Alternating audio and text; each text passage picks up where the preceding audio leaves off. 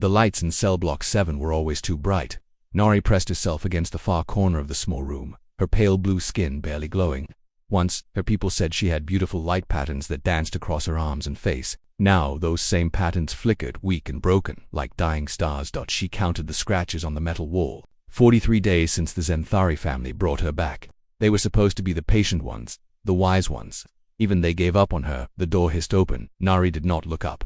She knew the sound of official boots on metal floors. Another meeting. Another decision about what to do with the broken alien girl that nobody wanted. Hello, Nari. The voice was different this time. Not the sharp clicks of the Zenthari language or the singing tones of the Altarians. This voice was flat and simple. Human. She looked up despite herself. A tall man stood in the doorway. His dark hair was messy, and his uniform had coffee stains on it. Most officials who came to see her looked perfect and clean. This one looked tired. My name is Taman, he said. He sat down on the floor across from her, not on the chair that was meant for visitors. I work here at the station. I wanted to talk to you. Nari pulled her knees closer to her chest. The crystal growths along her arms pressed against her legs. They hurt all the time now, ever since the trauma broke them, but she did not make a sound.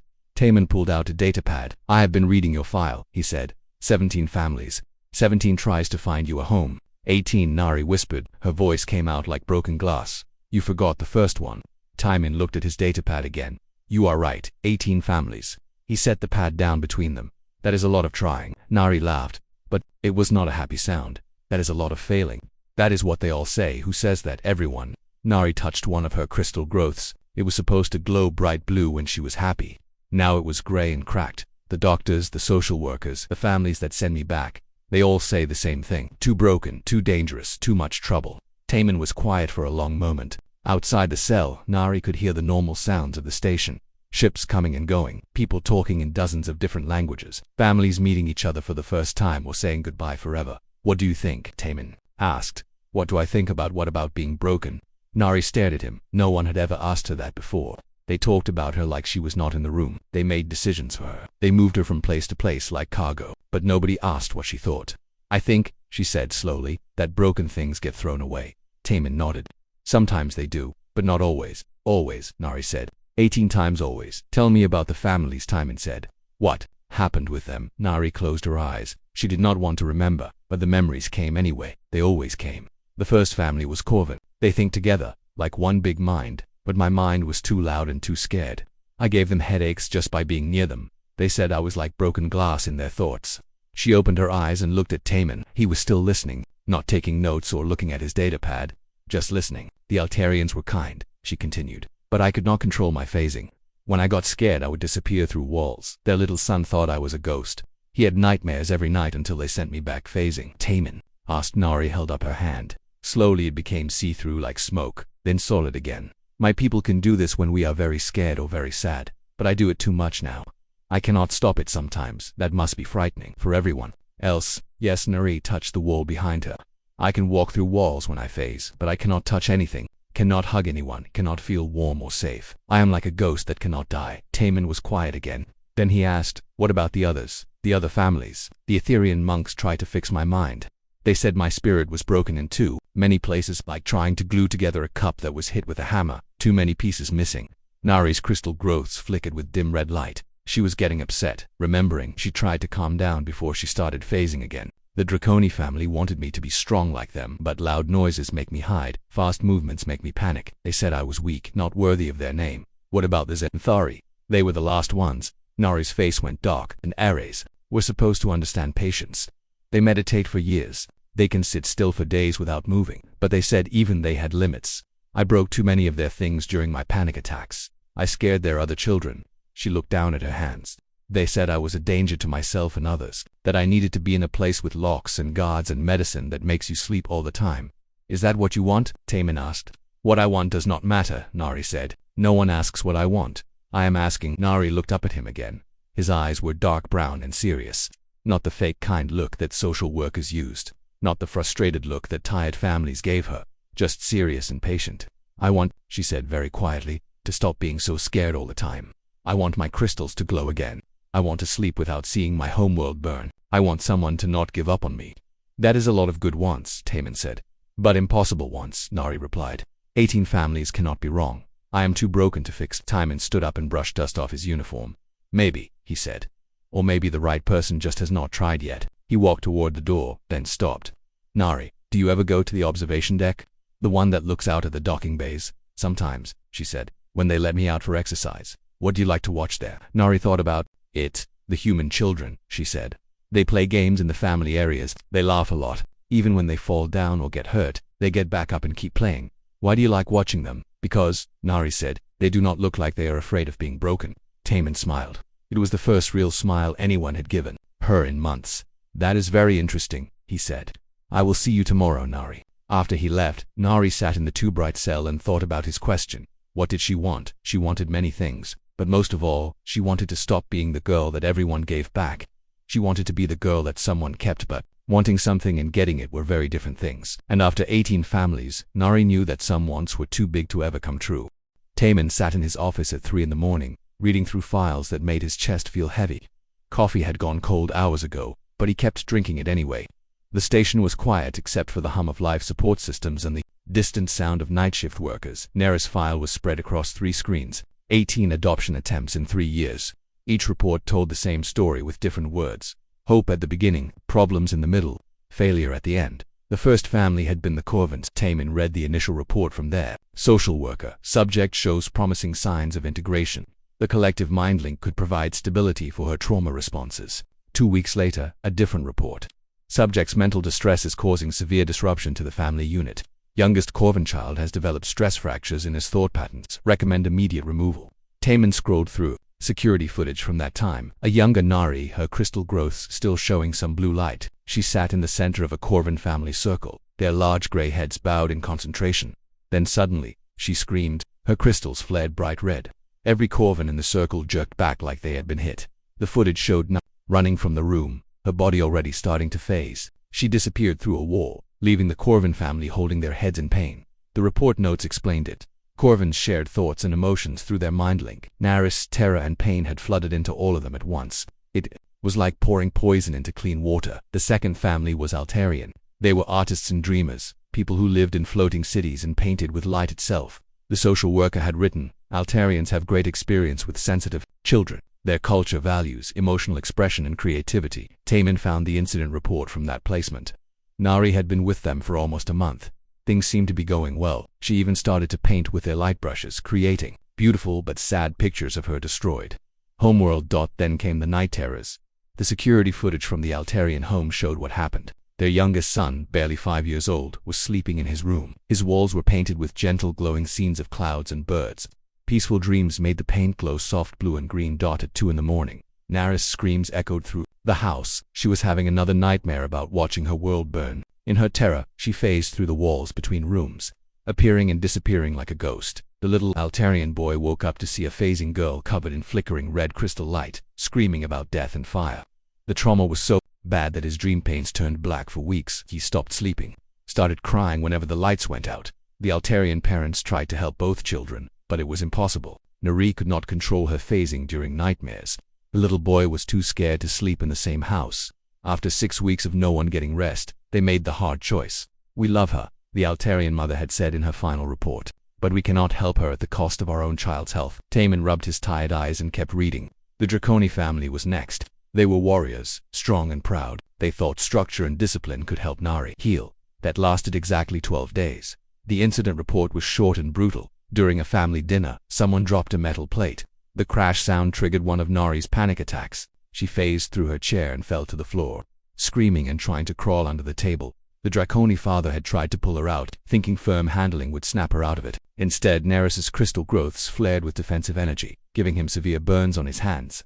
She then phased through the floor completely, disappearing into the building's infrastructure. It took rescue teams 6 hours to find her. She was curled up inside a water pipe, barely conscious and completely invisible. The Draconi family was already packing her things when the rescue team brought her back. Weakness, the Draconi father had written in his report. Some spirits are too broken for warrior training. This child needs medical containment, not family love. Family after family, the pattern repeated. The gentle Serenians thought meditation would help her, but her phasing ability disrupted their sacred spaces. The practical builders tried to give her useful work, but her panic attacks made her dangerous around heavy machinery. The wise Eldertons used their best healers, but even they declared her too fractured to mend. Each failure made the next placement harder. Social workers started listing her as high risk and special needs. Families who might have tried were warned away. Only the most patient or desperate species would consider taking her. The Xanthari had been her last real hope. They were known across the galaxy for their patience and wisdom. They meditated for years. They raised difficult children from dozens of species. Their monastery homes were places of peace and healing. Tay-Min found the Xanthari application file. They had specifically requested children that other families could not help. No being is beyond the reach of patience and compassion, their head monk had written. For 6 months it looked like they were right. Nari's panic attacks became less. Frequenter crystal growths started showing tiny flickers of blue again. She learned some basic meditation techniques. The reports were hopeful, then came the accident. During a group meditation session, something triggered a massive panic response in Nari. Maybe it was a sound or a smell or just a bad memory. The security footage showed her phasing in and out of visibility, screaming about fire and death. Her crystal growths blazed red-hot, filling the meditation room with harsh light. The other children in the session were traumatized. 3 of them had to be taken to medical. One young Xanthari boy was so shocked that he stopped speaking for weeks. The head monk himself suffered meditation block, a serious condition for his species. Even infinite patience. The final Xanthari report read, must be balanced against the safety of others. This child's damage runs too deep. She requires institutional care, not family placement. Tay-Min closed the files and looked out his office window. He could see the family sectors of the station, where hundreds of beings from different species lived together in peace. Lights were on in windows where parents tucked children into bed and read bedtime stories in a dozen different languages. Somewhere, in cell block 7, a broken girl sat alone in a room too bright for sleeping. Convinced that she was too damaged for anyone to love. Minho knocked and entered the office. You are working late again, he said. The Nari case, 18 families, Minho 18 different species tried to help her. They all gave up. Maybe, Minho said carefully. They were right to give up. Some people cannot be helped. Maybe the kindest thing is to accept that. Tay-Min thought about the security footage he had watched. Not the dramatic failures and panic attacks, the quiet moments in between. Nari sitting by herself, creating beautiful light paintings of the world. She lost. Nari gently petting a station cat that was not afraid of her phasing. Nari watching human children play and almost smiling for just a moment. Maybe, Tay-Min said, or maybe the right family just has not tried yet. What family would take her? Now her file reads like a disaster report. No species in their right mind would risk it. Tay-Min was quiet for a long moment. Then he said something that surprised even himself. What about humans? J1 was having a normal evening when his life changed forever. He sat at his small table, eating instant noodles and reviewing terraforming data from the Kepler 442 project. The planet was a mess. Toxic atmosphere, dead soil, radiation levels that would kill most species in hours. Everyone said it could not be saved. J1 disagreed. He had brought back worse worlds than this one. A soft thud came from his bedroom, then silence. J1 paused with noodles halfway to his mouth. He lived alone in the single-person quarters. Nothing should be making noise in there. He got up quietly and walked toward the bedroom door. It was closed, just like he left it, but something felt different. The air seemed colder, another sound, like crying but trying to be quiet about it. J-1 opened the door slowly. His bedroom looked empty, bed still made, desk still messy with work papers, but the crying sound was definitely coming from inside the room. Hello, he said softly. Is someone there? The crying stopped, but J1 could hear breathing. Fast, scared breathing coming from the corner near his closet. I am not going to hurt you, he said. Are you okay? A flicker of movement, like heat waves rising from hot ground, but in the shape of a person. Then nothing. J1 sat down on his bed, keeping his distance from the corner. My name is J1. I work on the station. This is my room, but you are welcome to stay if you need somewhere safe. More flickering. This time he could see the outline of a small person curled up in the corner. A child, maybe, but the shape kept fading in and out, like a bad video signal. I can see you a little bit, J1 said. Are you hurt? I am not supposed to be here. The voice was young and female and very scared. I was running and I went through the walls and I got lost. Through the walls. I can do that when I am scared, but I cannot control it. I am sorry. I broke into your room. Please do not call security. J1 thought about this.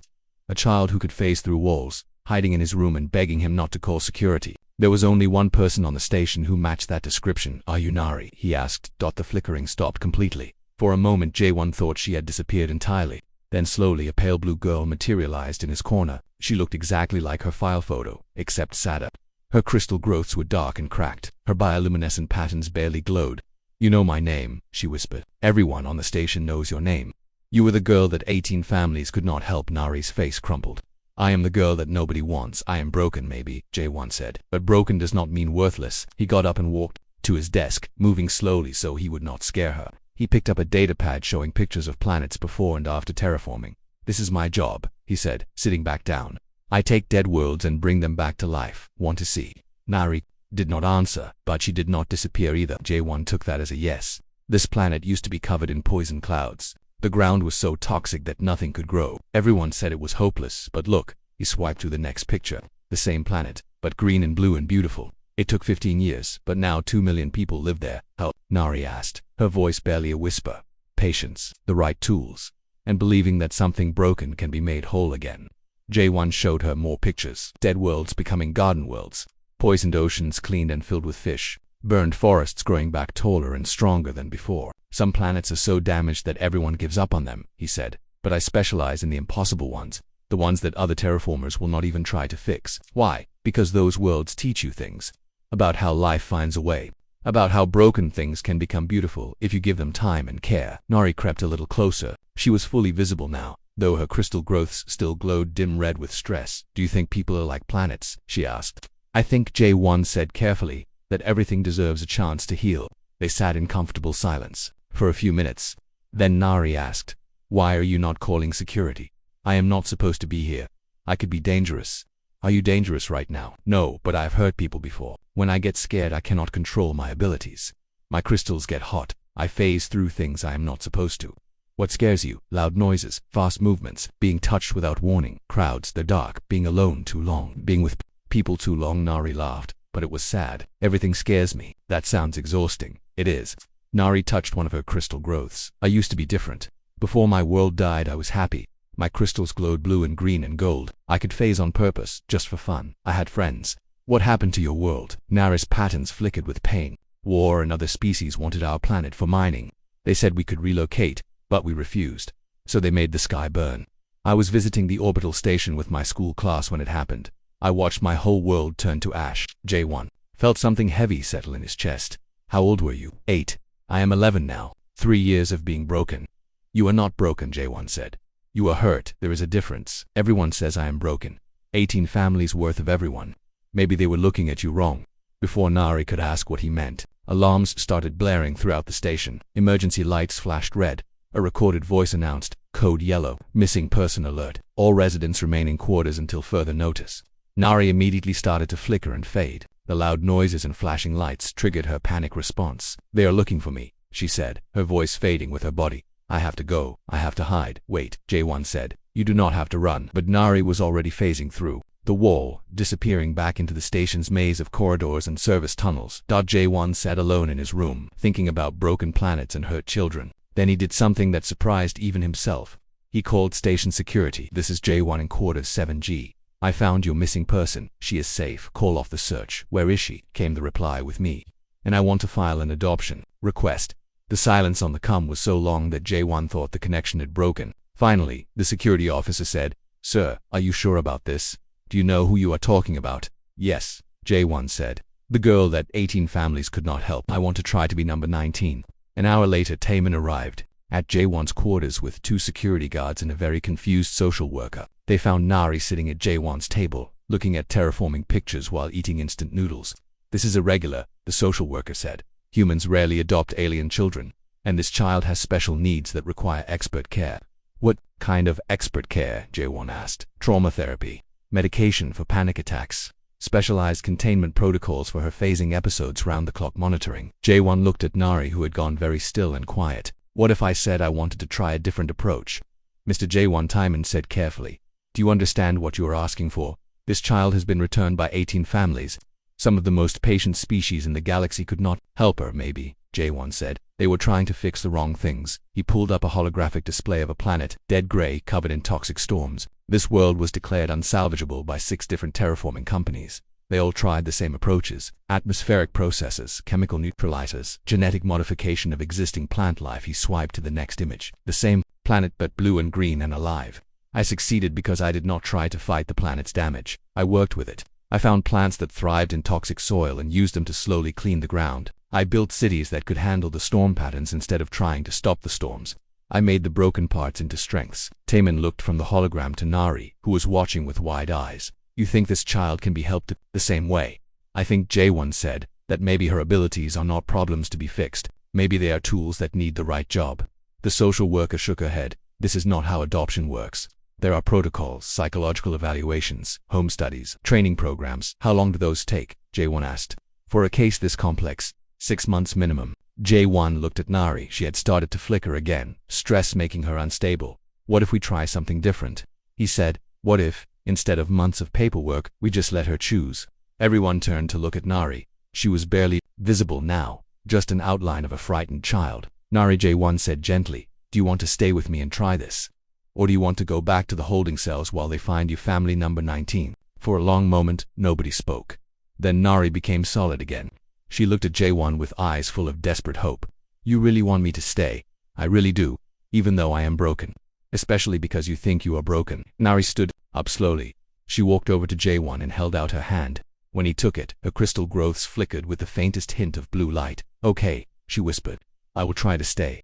The first week was a disaster. I broke 3 cups, 2 datapads and one of J1's favorite chairs. Not on purpose, but because she phased through them during panic attacks and her sudden return to solid form shattered everything nearby. She disappeared for an entire day, lost somewhere in the station's walls. J1 found her finally in the recycling systems, curled up inside a large air vent, too scared to come out.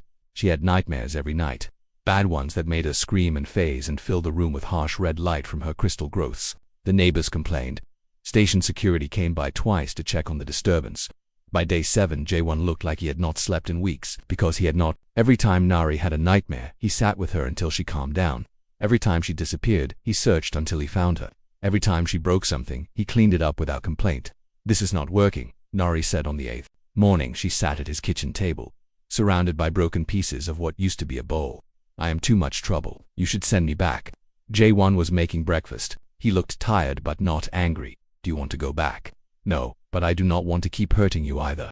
How are you hurting me? Nari pointed at the broken bowl. I break your things. I keep you awake at night. Your neighbors hate you because of me. You look exhausted all the time.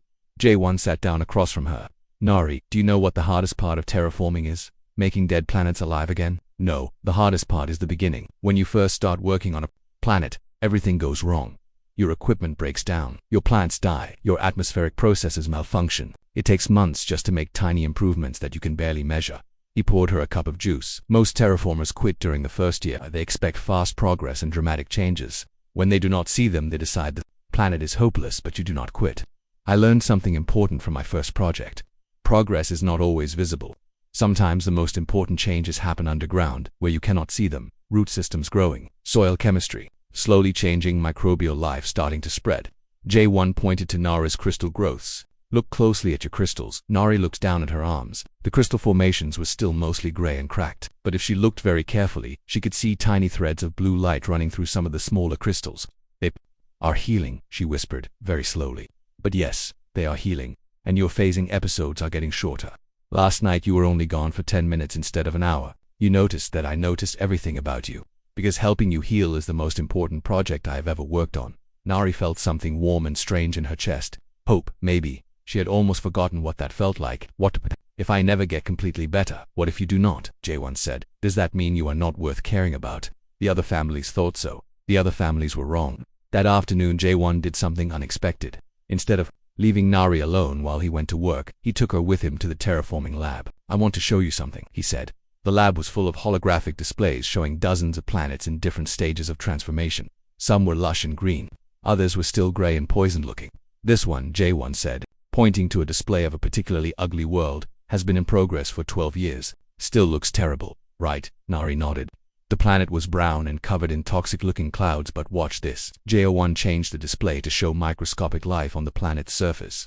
Suddenly, the screen was full of tiny, glowing organisms. Billions of microbes, cleaning the soil one grain at a time. In 50 years, this world will be beautiful. But the beauty is already there. You just have to know how to look for it. He switched to another display. This one took 20 years to show any visible progress. Now it is home to 3 million people. Why are you showing me this? Because I want you to understand something. Healing takes time.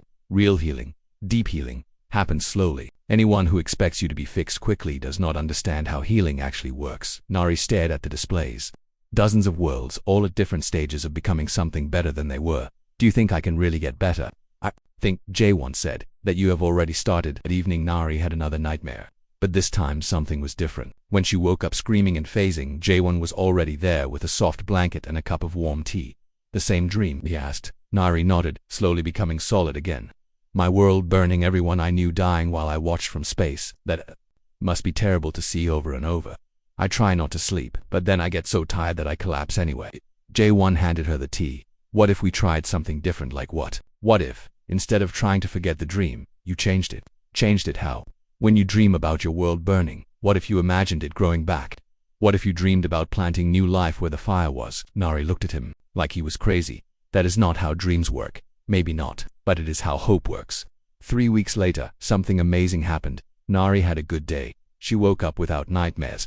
She ate breakfast without breaking anything. She spent the morning in the lab with JR1, actually helping with terraforming calculations. Her unique perspective as someone who had seen destruction helped him understand how to better rebuild damaged ecosystems. In the afternoon, they walked through the station's garden areas. Nari watched human children playing, and for the first time in years, she smiled, really smiled. "They are not afraid," she said, watching a little boy climb a tree while his mother watched nervously below. "Afraid of what?" "Of falling, of getting hurt, of being too much trouble." Nari touched one of her crystal growths. It was glowing soft blue now, brighter than it had been in months. "Human children seem to know that someone will catch them if they fall." "That is what families do," J1 said. "They catch you when you fall, even if you fall a lot, especially then." That night, Nari had the nightmare again, but this time, when she saw her world burning, she imagined tiny green shoots growing up through the ashes. She dreamed of herself returning someday to plant the first new tree in the ruins of her home. When she woke up, she was not screaming. Her crystal growths were glowing gentle blue-green, the color of new growth and quiet hope. J1 was still sitting in the chair beside her bed, just like always. But this time, he was smiling. "Good dream?" he asked. "Different dream," Nari said. "Better dream." She sat up and looked at him seriously. "J1, what if I never stop having nightmares completely? What if I always phase when I get scared? What if I am never normal? Then you will be exactly who you are supposed to be," he said, "and I will still be here, promise." Promise. For the first time since her world died, Nari fell asleep feeling safe. And when morning came, she woke up in the same place she had gone to sleep. She was learning, slowly, what it meant to stay. 6 months after Nari moved in with J1, the Galactic Adoption Authority arrived for their mandatory review. The head inspector was a tall Zenthari named Ahian, and he came expecting to write another failure report. "This is highly irregular," he said to Timon, as they walked toward J1's quarters. "No proper evaluation period, no home study, no psychological assessment. The human just took her home like she was a lost pet." "And yet," Timon said carefully, "there have been no incident reports for 4 months, no complaints from neighbors, no calls to security." Daehyun checked his datapad. "That cannot be right. This subject has a history of violent episodes, daily panic attacks, destructive phasing incidents. Check the records yourself." They stopped outside J1's door. Through the window, they could see Nari sitting at the kitchen table. She was working on something with intense concentration, her crystal growths glowing steady blue-white. The harsh red flickers that had marked all her previous placements were completely gone. "Remarkable," Daehyun admitted. "She looks almost ... normal." "She looks happy," Timon corrected. When they entered the apartment, Nari looked up from her work. She did not immediately phase or run or hide behind J1. Instead, she nodded politely at the visitors and went back to what she was doing. "What are you working on?" Daehyun asked. Nari activated a holographic display above the table. A 3-dimensional model of a planet appeared, rotating slowly. It was covered in gray ash and dead oceans, but tiny green dots were scattered across the surface. "This is Kepler-4 for to see," Nari said. "J1 is terraforming it. I am helping calculate the best places to plant the first forests." Daehyun stared at them both. In 6 months of reviewing failed adoptions, he had never seen anything like this. A child with severe trauma responding to emergency alarms by seeking comfort instead of panicking. "That was ... unexpected," he said. "The first few times, she did panic," J1 admitted. "But I taught her to look at me first when something loud happens. If I am calm, she knows she can be calm too. You trained her." "I taught her there is a difference. Training is about forcing someone to behave differently. Teaching is about giving them tools to understand their world better." Daehyun made notes on his datapad in the property damage. Previous families reported extensive destruction during her episodes. Nari looked embarrassed. "I used to break things when I phased back into solid form too quickly. But J1 taught me breathing exercises. Now I take time to become solid slowly and carefully." "Show me your quarters," Daehyun requested. They toured the small apartment. Daehyun expected to see reinforced walls, protective barriers, or specialized equipment for containing a dangerous child. Instead, he found a normal home with family pictures on the walls and Nari's artwork displayed proudly on the refrigerator. "Where are the safety modifications?" he asked. "We did not need any said. We made behavioral modifications instead, meaning I learned her patterns. Nari phases most often right after waking up or when she is very tired. So I made sure she has soft landing areas near her bed. She has trouble with bright lights, so we use dimmer switches. She gets overwhelmed in small spaces, so we keep the furniture spread out." Daehan examined Nari's bedroom. It looked like any child's room, except for the unusual number of plants growing by the windows. "I like taking care of growing things," Nari explained. "It reminds me that damaged things can get better with time and patience." "Do you consider yourself damaged?" Nari thought carefully before answering. "I think I am hurt, but hurt things can heal. Damaged things sometimes cannot be fixed. There is a difference." "Who taught you that, J1? He showed me planets that were hurt by war or pollution or natural disasters. They looked dead, but they were not really dead. They just needed help to grow again."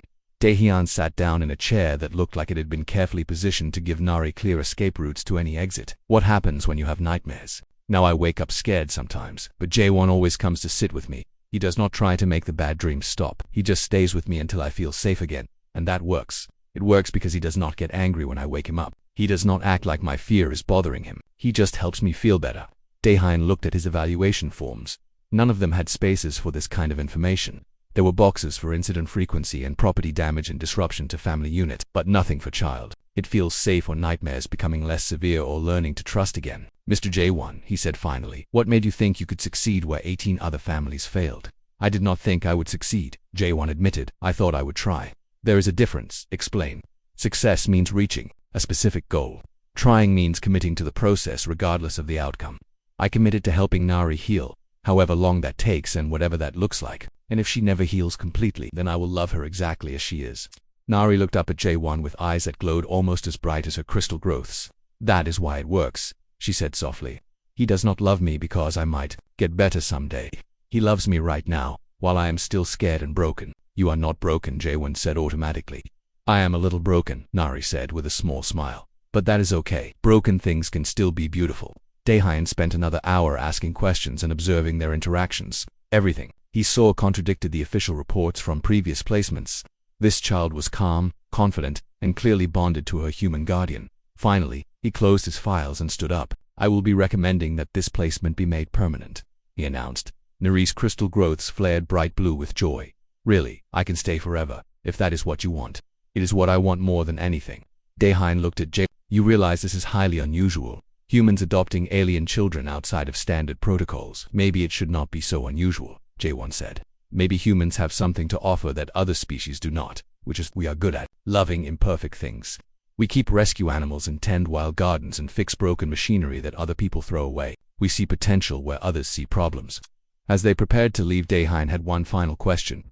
"Child, what would you say to other young beings who have been rejected by multiple families?" Nari thought for a long moment. "I would say that being returned does not mean you are worthless. It means you have not found the right family yet. And I would tell them that the right family will not try to fix you. They will help you fix yourself." After the officials left, Nari and J1 sat together on their couch, looking out at the stars beyond the station windows. "Are you happy?" J1 asked. "I am scared and happy at the same time," Nari admitted. "Scared that this is too good to be true.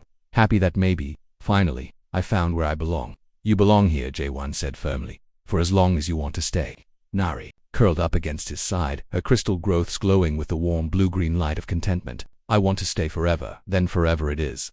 Outside their window, a transport ship was arriving at the station. Somewhere on board might be another lost child, another being that everyone else had given up on. Nari watched the ship dock and made a quiet promise to herself someday, when she was older and stronger, she would help lost children find their way home because she finally understood the difference between being wanted and being loved. And every child deserved to learn that difference too. Red at the display. "You are doing terraforming work. Just the easy parts. But J1 says I am good at seeing where life wants to grow." Nari pointed to a section of the planet model. "This area has the right soil chemistry for Terran oak trees, and this valley could support a river system if we redirect the underground springs." "How long have you been doing this work?" 3 months. "It helps me sleep better when I think about growing things instead of burning things. I have fewer nightmares." J1 entered from the bedroom, carrying files for the inspection. "Sorry, I was gathering the reports you requested." "There have been no incident reports to gather," Daehan said suspiciously. "No medical emergencies, no property damage, No complaints from other residents. That is correct. How is that possible? This child has a documented history of violent episodes. J1 sat down next to Nari. She has episodes, yes, but they are not violent. They are fear responses. Once I learned her triggers, it became easy to help her manage them. Explain. Loud noises trigger panic attacks. We avoid areas of the station during high traffic times. Fast movements make her phase defensively. So I move slowly and warn her before I do anything sudden. Being touched without permission terrifies her, so I always ask first. Daehyun looked confused. Other families tried similar accommodations. They all failed. Other families tried to eliminate her triggers, J1 said. I learned to work with them. For example, her phasing ability. That is her most problematic symptom. Uncontrolled phasing through walls and floors. Only when she is panicking. When she is calm, she has perfect control. J1 looked at Nari. Show him. Nari smiled and held up her hand. Slowly, it became transparent. She reached through the solid table and picked up a stylus from the other side, then became solid again. Useful for reaching things in tight spaces, she said. I helped J1 fix a broken sensor inside the station wall last week. But what about her nightmares, the sleep disturbances? I still have them sometimes, Nari said. But they are different now. Instead of just watching bad things happen, I dream about fixing them. And when I wake up scared, J1 is always there. Daehyun pulled out his official evaluation forms. We need to run some standard bonding assessments. For the next hour, he put Nari through a series of tests designed to measure her attachment to J. Most of them failed completely. The Zenthari bonding meditation required her to share thoughts telepathically with J1. Humans could not do telepathy, so the test was meaningless. The Corvin loyalty measurement looked for specific brainwave patterns during stress. Nari's patterns were completely different from anything in the database. The Altarian emotional resonance test expected her to change color in response to J1's moods. Her species did not work that way. These assessments are not designed for human-alien bonding, Daehyun admitted. They all assume similar biology between parent and child. Then test what actually matters, J1 suggested, which is, before anyone could answer, the station emergency alarms started blaring. A recorded voice announced, all personnel to emergency stations. Hull breach in Section C. This is not a drill. The sound was exactly the kind of loud, sudden noise that triggered Neri's worst panic attacks. Daehyun and Taemin both turned to watch what would happen, expecting to see the violent episode described in 18 different family reports. Instead, Nari immediately moved closer to J1. Her crystal growths flickered red for just a moment, then settled back to blue as he put his arm around her. Loud noise, she said, her voice shaky but controlled, but not dangerous. Emergency. Drill probably. How do you know that? Daehyun asked. Because J1 is not worried. If it was real danger, he would be moving us to safety. She leaned against J1's side. I learned to watch his reactions. It helps me know when I should be scared and when I should not be. The alarms stopped. The recorded voice announced, drill complete. All personnel return to normal duties. Daehyun Saint. 1 year after J1 took her in, Nari faced the biggest choice of her life. The message came on a Tuesday morning while she was helping J1 calculate atmospheric density for a new terraforming project.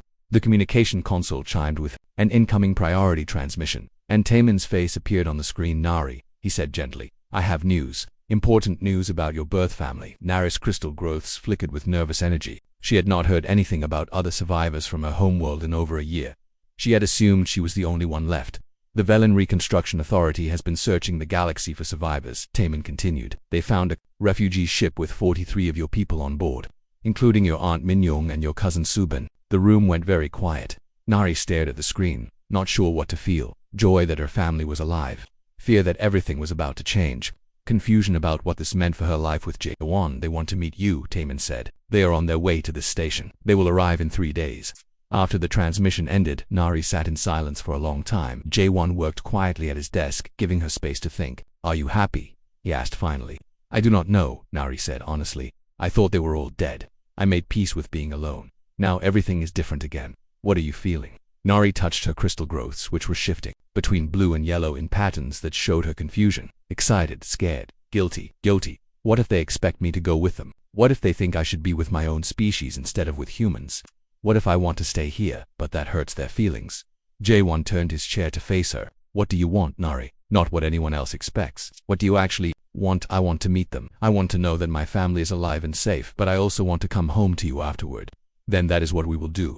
3 days later, the Velen refugee ship docked at the station. Nari stood at the observation window, watching beings that looked like her walking down the gangway. It was strange to see so many of her own species in one place. She had almost forgotten what that looked like. Aunt Minyoung was the first to reach the meeting room. She was tall and elegant, with crystal growths that glowed steady gold. When she saw Nari, she made a sound of joy and rushed forward with arms outstretched. But Nari stepped back automatically. Being hugged without warning was still one of her triggers. Even after a year of healing, Minyoung stopped, looking hurt and confused. Little star, do you not remember me? I remember you, Nari said carefully. But I do not like to be touched without asking first. It scares me still, after all this time. Minyoung looked at Jae-won suspiciously. What kind of treatment has she been receiving? As she had proper therapy for her trauma responses. She has had love, Jae-won said simply, and time, and patience. That is not enough for severe psychological damage. She needs medical intervention, proper counseling from trained Velen healers who understand her nature. Cousin Subin entered the room next to. He was close to Nari's age, and his crystal growths sparkled with excitement when he saw her. Nari, I cannot believe you are alive. We searched for you for so long. He started to run toward her, then caught himself when he saw her defensive posture. Oh, you do not like sudden movements either. Not really, Nari said, but I am learning to manage it. We can help you manage it properly, Minyoung said. We have healers on our ship who specialize in trauma recovery. They can teach you meditation, techniques to control your phasing, exercises to strengthen your crystal growths, ways to reconnect with your true nature. My true nature. You are Velen, little star. You belong with your own people. We understand your abilities in ways that aliens never could. Over the next hour, more family members arrived. They were all kind and loving and genuinely happy to see her alive. They told her stories about the old homeworld, sang songs she remembered from childhood, spoke in the harmonic language that felt familiar on her tongue, but something felt wrong. They kept talking about fixing her, about helping her overcome her trauma responses, about teaching her to control her abilities instead of being controlled by them. Your phasing is still unstable, Uncle Taeho observed.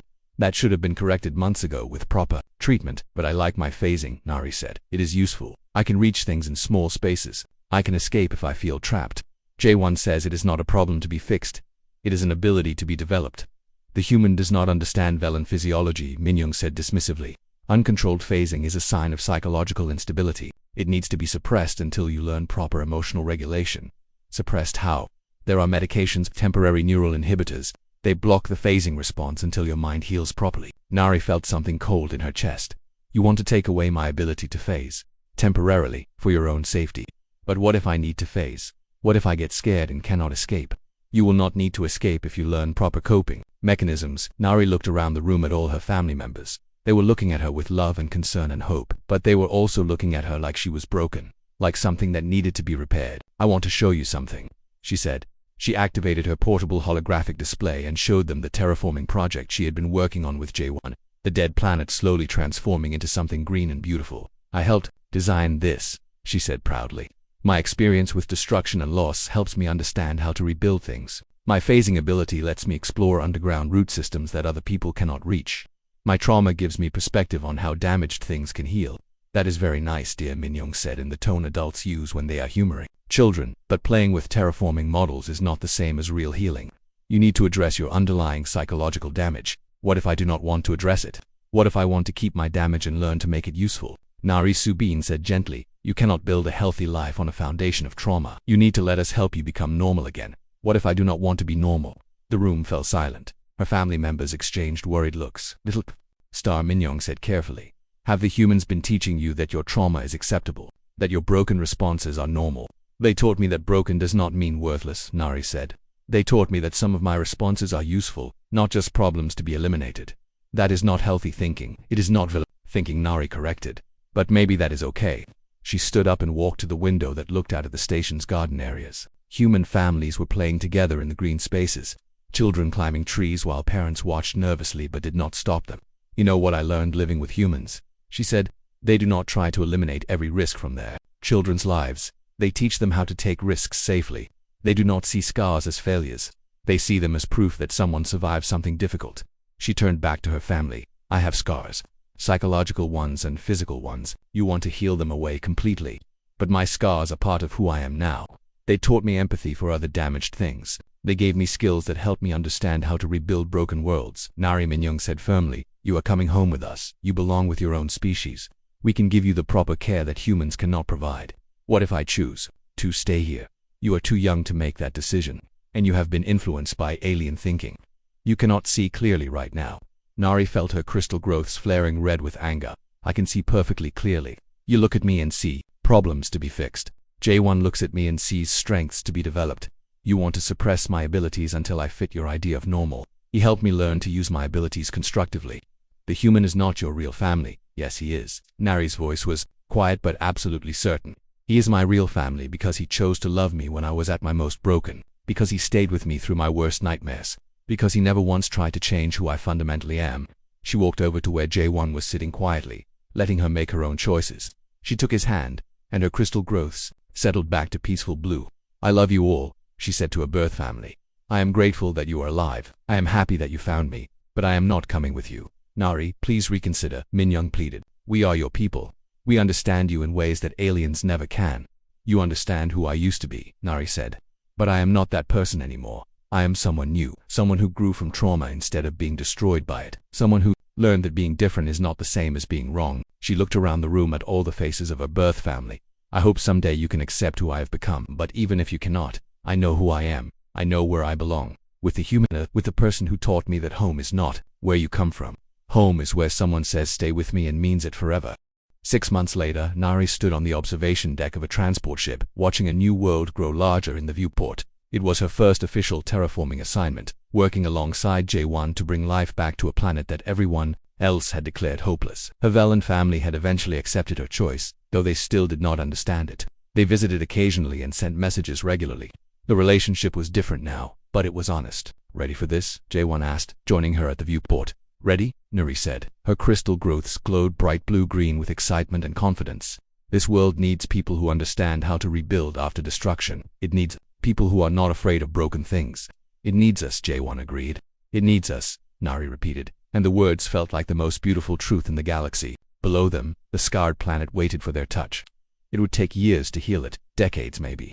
But time did not matter when you had found your true purpose and your real home. Nari pressed her hand against the viewport and felt something she had never expected to feel again. She felt like she was exactly where she belonged, doing exactly what she was meant to do, with exactly the right person by her side. She had been returned by 18 families because they all tried to fix her, but J1 had kept her because he helped her fix herself. And that, she realized, made all the difference. The ship entered the planet's atmosphere, and Nari watched the surface details become clearer. Scars from ancient wars, dead oceans, poisoned ground, but also possibilities. Places where life could take root again with patience and care and love, just like her. She phased her hand through the viewport for just a moment, reaching toward the world below, and whispered a promise. We are going to make you beautiful again. Behind her reflection in the glass, she could see J1 smiling. His face was tired but happy, marked by the years of patient work that had brought them both to this moment. And in that reflection, Nari finally saw what he had seen from the beginning. Not a broken child to be fixed, but a survivor with unique gifts to offer the galaxy. She was home. Not because someone had finally wanted her, but because someone had chosen to love her exactly as she was. And love, it turned out, was the best foundation for building anything beautiful.